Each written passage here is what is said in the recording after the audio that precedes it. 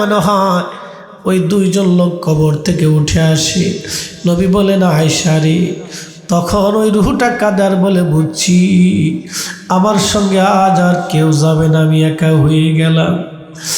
ওই রুহটা কাঁদতে থাকে, কাঁদতে থাকে। সেই দিন নবীজি বললেন, কবরস্থ করে মাটির ভিতরে দাফন করে সব মানুষ চলে আসবে, কিন্তু আয়েশা রে, আমার উম্মতকে বইল, ও আমার সাহাবীরা, আমার উম্মতরা, তোমার ভাইকে কবরে রেখে তাড়াহুড়া করে কবর থেকে চলে এসো না, কবরের পাশে কিছু সময় দাঁড়াও।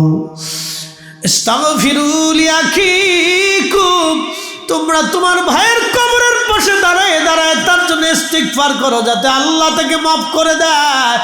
কিছু সময় পরে মুনকারে নেকির আসবে প্রশ্ন করার জন্য।